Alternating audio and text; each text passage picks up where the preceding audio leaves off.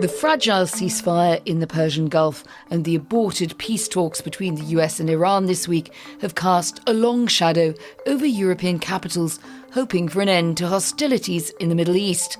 Will they have any say over what follows? I'm Anne McElvoy, and my guest this week on the EU Confidential interview is Kurt Volker, whose job it was to manage relations between the US and NATO allies as a former ambassador to the organisation in the first decade of the 21st century. Later, he'd go on to serve as US Special Representative for Ukraine, handling difficult negotiations during the first Trump administration. So he knows what's at stake, and he knows what the main players are like. Later in this episode too, I will be talking to my Brussels colleague Ian Wishart, who's in Nicosia covering the informal summit of EU leaders, giving solidarity to Cyprus, currently the holder of the presidency of the Council, after Iranian attacks on British bases at the start of the war. First, Kurt Volker, welcome to this EU Confidential. Thank you so much. It is great to be with you, Anne. You're talking to me from Europe this week. You're in Warsaw. So you're getting a sense of how it feels this side of the Atlantic. The ceasefire in the Persian Gulf has been extended indefinitely, but the second round of talks in Pakistan haven't started yet as we speak. From the perspective of Europe and capitals here, they want negotiations to bring home a result and finish this war as soon as possible. Do you foresee that happening? In the medium term, say a few weeks or a few months, I think there will be a durable ceasefire. And the conditions here are that the U.S. does not want a long war and a ground invasion. The U.S., I think, will accept that the same regime stays in place. They want to make sure that shipping goes in and out of the Gulf unfettered. They could probably live with some kind of navigation regime, of which Iran is a part, but not a military control regime. So now we're talking about nuance in, well, what does Iranian government role really look like? So I think that we will get there eventually, but not in the near term. I think Iran wants to show that it is a player holding a lot of cards, that they're very decisive here, and Trump wants to show that he got something for it.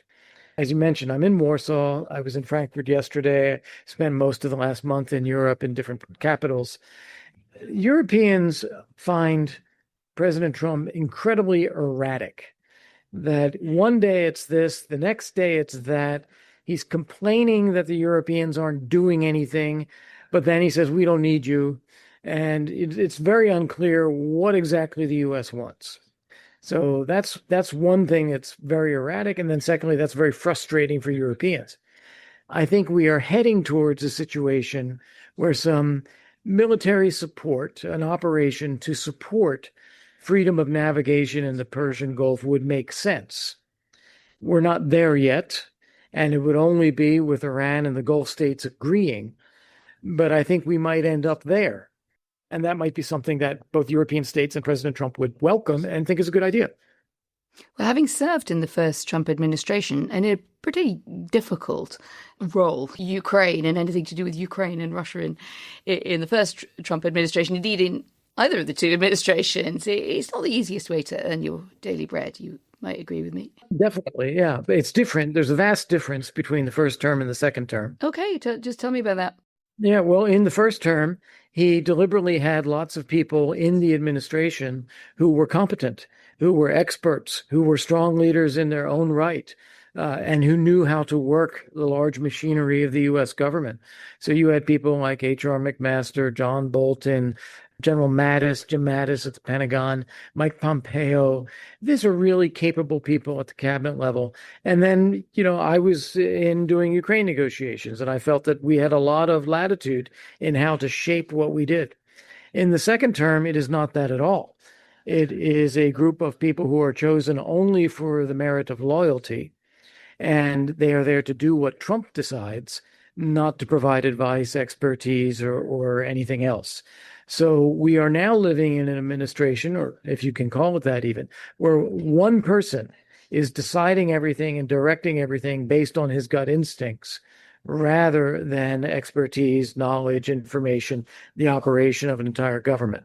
Let me ask you then, from a perspective of European leaders, or what your advice would be, knowing that you know that there's been that shift and the Trump administration is where it is, Donald Trump as a person is in a different place.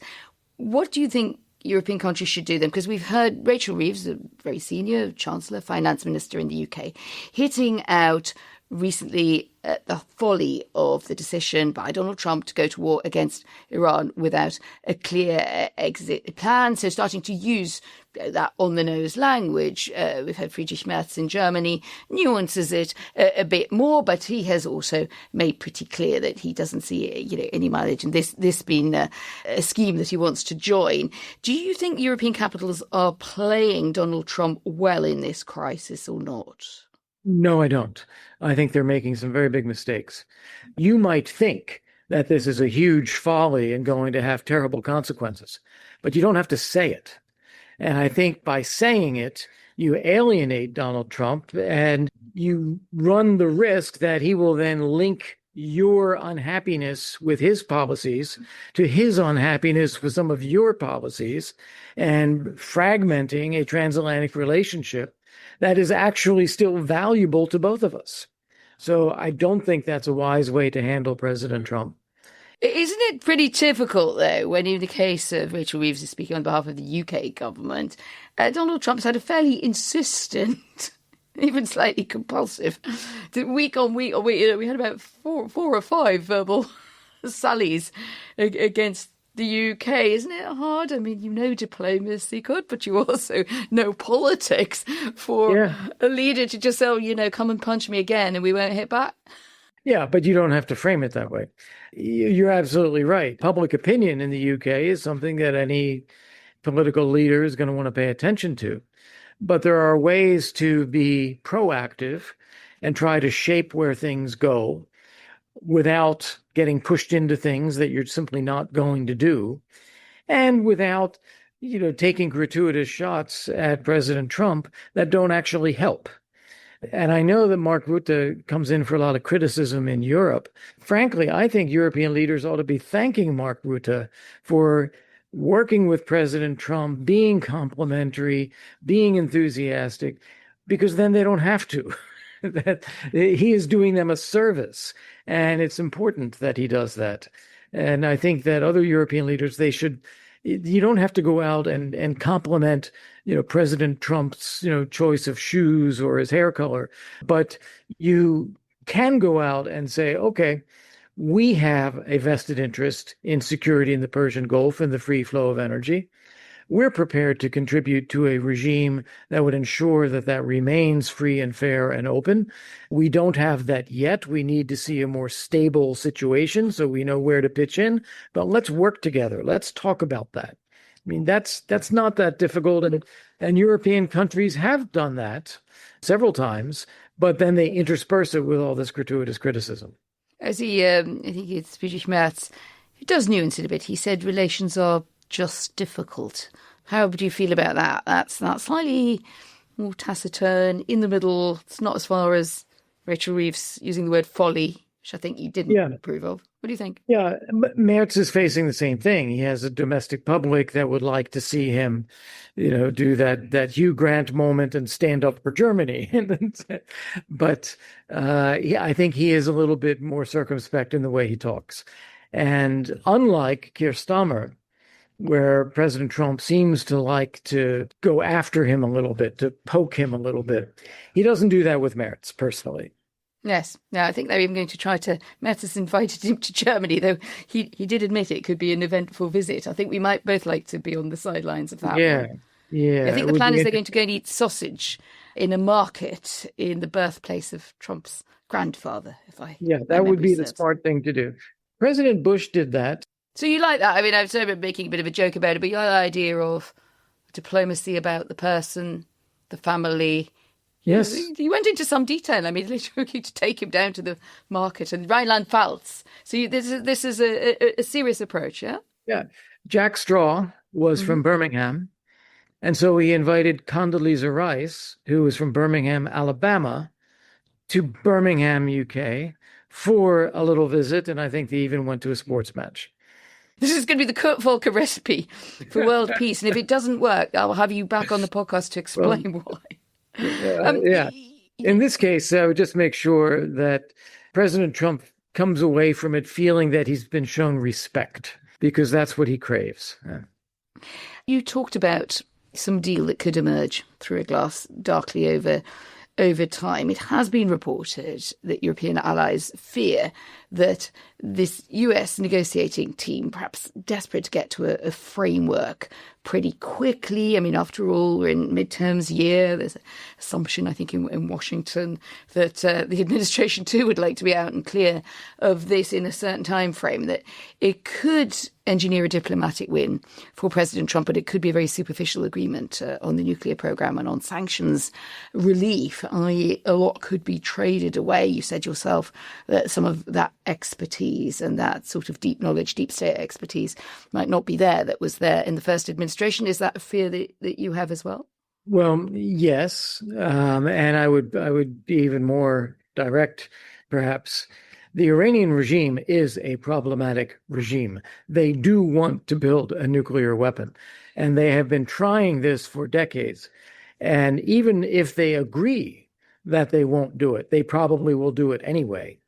And the U.S. is going to have to face the reality. We're going to have to be vigilant on ensuring that they don't actually develop a nuclear weapon, no matter what, even if there is an agreement. So this is just the nature of the regime and the nature of the problem that we have. But how seriously then do you take the fundamental problem, which is the state, one of the major issues here, the state of the Iranian nuclear program and the Iranian enrichment program? Because I think in the past you've been slightly more hawkish, just to use the shorthand, than some of your fellow senior American statesmen on this. I heard John Kerry, for instance, last week, sort of saying there's really nothing wrong with the JCPOA, that previous deal that just got suspended and when Donald Trump came into power. Now, did you have the same faith that the ways of trying to restrain Iran on its nuclear ambitions was working? No. I have to say I agree. The JCPOA only imposed a 10-year delay on when it was okay for Iran to have a nuclear program, and they were cheating on that anyway. So they weren't even waiting the 10 years that the JCPOA gave them. So in that respect, I think that was a flawed agreement and should not have been entered into. I want to go back to the 2000s, where we had 3 unanimous UN Security Council resolutions, unanimous with Russia, saying zero enrichment for Iran. And it was the very end of the Bush administration and then Obama where we allowed some enrichment. And once you go from zero to some, then you're in the bazaar. Then it's how much and for how long and what degree of enrichment and what's the storage regime and on and on and on. So Iran got us into that. And then we were kind of stuck with that. And the JCPOA was a manifestation of that slippery slope. What Donald Trump has done, I would argue positively, is physically destroy Iran's capacity to build a nuclear weapon in the short term. That's good. We are still faced with enriched uranium, probably buried under a lot of rubble. What condition it's in, we don't know, but it comes out of the earth to begin with. You refine it, and then that's what it is. So it's re-achievable. And we still have the scientists and the know-how and the determination of the regime. So we have kicked this back a long time. There's a lot more difficulty there, and I think it is right for Trump to insist on as many measures as he can to prevent them redeveloping a nuclear program. But I'm also saying that we need to be realistic. If this regime stays in place, they will do it. Right. So that doesn't sound like there's a way out of this without the regime being changed. And have you given up if you ever thought it was possible to change the regime, or did you not think it was possible? Well, it's possible, but it would require a massive commitment that President Trump doesn't want to make. And it could involve, and you have to not rule out ground troops from the United States. Hopefully, you could work with Iranians to neuter the Revolutionary Guard, empower others, form a government of national unity of some kind, but you can't set limits on what kind of military force you're willing to use, because the moment you do, then everyone knows what your limits are, and then they work around that, and the regime stays in place. I know you've expressed concerns that Iran has launched missiles capable of reaching roughly 2,500 miles, far beyond its long-claimed 1,200-ish mile limit. It's been emphasised that these capabilities do put major European capitals within reach. And I think you've called it a bit of a wake-up call for NATO allies that might have previously been tended to downplay the Iranian threat or just be busy with other things, Ukraine not least. That takes you as far as London, I think you said somewhere previously. I mean, for real? Well, capability-wise, could they launch a missile or two to make it to London? Yeah, they could. Can they do it in a sustained way and really carry out a war against the UK? I don't think so, not yet. It would take a lot more weapons production and improvement of the weapons systems that they have. And then do they want to do that? I think very unlikely that they want to do that. Everything from the Ayatollah having all that real estate in London to simply not wanting to have a wider war with the world. They would rather isolate the United States and Israel, try to get on with everybody else, try to have weapon sales, play the long game. And do you think European allies and NATO, I mean, when I use London as an example, but I presume, if we just measure the geography, it means the same could be true of Berlin or Paris. Do you think European allies are not taking this threat seriously enough of weapons, ballistic missile development? That's a tough question, because on the one hand, it's clear that they don't take it seriously. They don't think the Iranians are going to launch a missile at Berlin or Rome or whatever. The fact that Iran could, they are really not taking seriously enough. This is a matter for defense investment, air defense, anti-missile defense, anti-drone defense.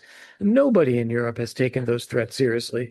And indeed, there are more immediate and realistic threats from Russia than there are from Iran. And no one's doing anything about that. So in that sense, they're not taking it seriously. But as I said, I don't think Iran wants to attack European cities, at least not right now. They might be interested in a terrorist attack in a European city, but that would be against an American or an Israeli interest. On that score, as you've just taken us to Russia and that terrible balance really for those in power now to decide where to put their resource, their attention, etc., and also the risk analysis on Ukraine and Europe's ability to influence anything there about the future of Ukraine or guarantee its independence in the longer term, sustainability in the face of aggression from Russia and an ongoing war. Do you see a greater responsibility on your travels where we encounter you at the moment? You've been in Germany, you're in Poland, I know you've been in London because I saw you there as well, to take on the leadership, to take on the funding of NATO in the event that Trump gradually or even suddenly withdraws participation and leaves Ukraine even more exposed than it is. I think we're already largely there. The U.S. has provided minimal assistance to Ukraine over the past year. European leaders have stepped in to provide financing to cover budget shortfalls in Ukraine. They have come up with this 90 billion euro loan to provide funding for Ukraine's defense industry and defense procurement. They have procured themselves American weapons and ammunition and provided that to Ukraine. And the U.S. is still allowing intelligence and logistical support to occur, but it is largely Europeans who are driving the train right now. And I would stress, and I don't think this is understood in Europe enough at the moment, Ukraine has become increasingly self-reliant. Yes, they do need the finances from Europe, but 60 to 70% of the defense production that Ukraine uses in the war is produced domestically. They've developed the long-range drones to hit Russia's oil export and refining capabilities.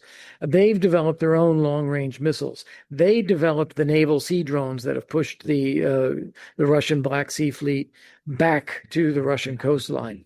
They have taken back territory along the front lines that Russia claimed last year, using their own ground drones and air-based drones that really make it impossible for Russian forces to advance. So Ukraine is doing quite well here. They do need some support, but they are far less dependent than they were at the beginning of this war. So I'm very confident that this trend will continue. You do sound a bit more upbeat than President Zelensky himself, who was warning that Ukraine is facing a critical shortage of Patriot defense missiles. The only means it has of intercepting those big Russian ballistic missiles that do such damage, that global stocks of missiles are limited and a lot of them have been diverted into the Middle East since the attacks on Iran back in February. I mean, you seem more upbeat in some ways than the Ukrainian leader, I think, was wanting the White House to listen to that concern and to say, look, even symbolically try to come a bit more to his aid, because the global situation is obviously difficult on weapons supplies at the moment. So first off, Patriot missiles are very, very useful for taking out the high-speed, very expensive missiles that Russia is able to send at Ukraine. Most of what Russia's doing is not that. Most of it is the Shahed drones, and the Ukrainians can take out 95% of those with regularity. But it's the missiles that are difficult, so they really do want the Patriots. In addition, of course, President Zelensky's job is to demand and seek the best for Ukraine that he can do. Not to say, okay, we're okay. No, he needs to go out and say, we need as much as we can get. We have to do everything possible for our people. So, of course, that's what he's going to do. And I would say that one thing that we should bring up is his very successful diplomacy in the Gulf states, where exactly what I'm talking about, this homegrown Ukrainian anti-drone capability is actually more efficient and more useful for them than just the high-end American systems that they have so far.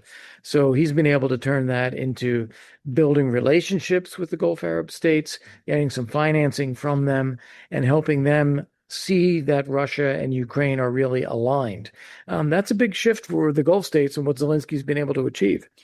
I saved one of the most controversial questions to last. You might be delighted to know.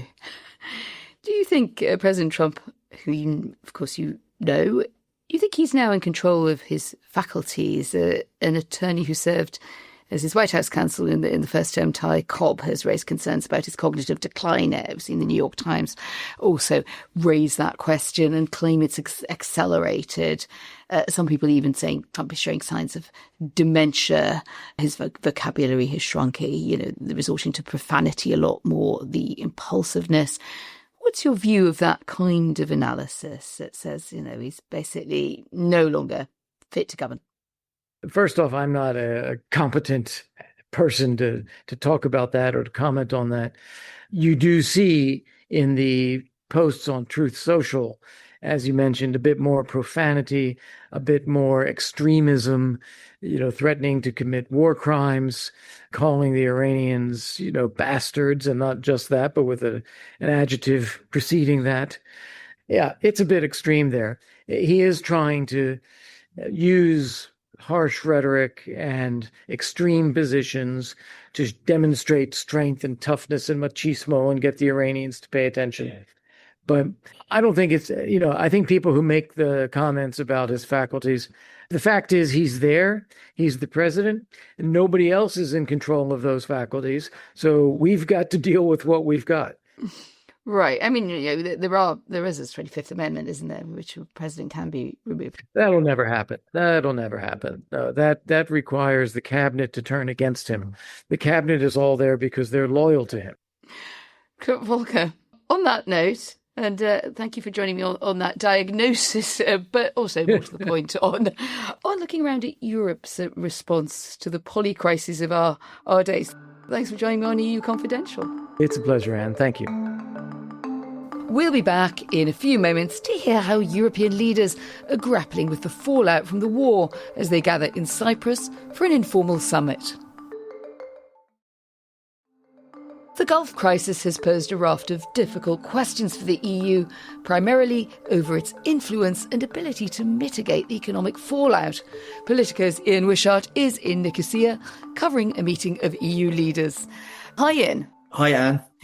We're speaking ahead of the first session of the informal summit, and on the agenda is how to deal with the situation in Iran and the energy crisis that's caused, and of course the broader security questions and the bloc's next long-term budget. What are you expecting to see any movement on? What the leaders want to see movement on and what they're confident on seeing movement on is what they've managed to achieve on Ukraine. They've managed to finally get this big 90 billion loan to Ukraine approved. And that's because Hungary's Viktor Orban is no more. He has been blocking everything for years.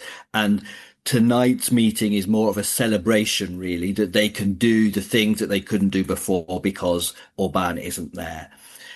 Unfortunately, anything beyond that for them is much more difficult. And I think the crisis in the Middle East has just proved that it's very difficult at an EU level to get anything done. And you've got 27 prime ministers and presidents talking tonight, but what can they actually achieve when there's a war on their doorstep, but they're not actually involved in it? They've got no influence over it. And I think, if anything, that's what will come out tonight, is just impotence, really. Well, Volodymyr Zelensky is planning to join the EU leaders for dinner. And as you pointed out, there's that notable absence of Hungary's defeated Prime Minister Viktor Orban and a sense of a reset around that. But it sounds as if you think that's restricted to making more progress on Ukraine and support for Ukraine. But how come it doesn't translate into anything? You could say it's a chance for a new start for a lot of European countries who'd be attending. Do you think they would like to see it that way? I mean, it's a new start in terms of policy. And, as our listeners will know, the EU is very good when it comes to policy and it comes to decisions that they can take among themselves. What's more difficult is when it comes to big geopolitical world events. And unfortunately for the EU leaders, they are knocked this way and that by world events that they can't influence. And as much as they want, they can have a dinner tonight and they can talk about Iran and Trump and what to do and about energy prices. But at EU leader level, it's very difficult to actually make a difference. And they can celebrate the fact that they can get a Ukraine loan through. But, if that was something that actually they thought they'd approved in December, and where are we now? It's April. And that's what it really comes down to. The host, President Nikos Christodoulidis of Cyprus, is saying EU leaders need to start preparing for what could happen if an EU country itself came under attack, putting out a call for help there from bloc partners.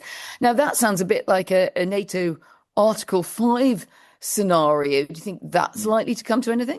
It's definitely going to be talked about, and it's being talked about in the corridors and behind the scenes in Brussels, that actually the more that Donald Trump questions his commitment to NATO, and this, NATO's got this Article 5, which means that all countries have to come to the defense of other countries when they're attacked. If that is being questioned, then the EU wants to step up and do something about it. And there is this clause that people hadn't really discussed before in the EU treaties, which is a very similar thing. It's not really ever been used in any major way, so nobody knows how it will work. And it's true that Cyprus and Greece actually are pushing for some exploration of how this can be used in an EU way. Unfortunately, what's difficult for them is that there are countries, particularly in Eastern Europe, like Poland, for example, who say, well, any conversation about EU and mutual defence is the EU questioning NATO. And once the EU even starts questioning NATO, you've got a problem there. And what about the general mood that you're encountering in Cyprus? I think the last time I was discussing it on one of our podcasts was straight after the start of the Iran war, in that sense that Cyprus felt it had been left a bit in the lurch, certainly a bit in terms of defence by its UK defence and security partners. But generally, they seem to be waving to the rest of you, saying, do you know how close we are to all of this? And the near miss sense that they'd had, and a sense of vulnerability and a bit of anger about that. Is that something that you're finding reflected as you go about? You just have to look at a map and you see how close Cyprus is to where the Middle East trouble spots are. And you definitely feel that here on the streets. We spoke to, a few people in bars and shopkeepers yesterday, and they said, tourists aren't coming and we're feeling a little bit paranoid about how close we are to things that are going on in the Middle East.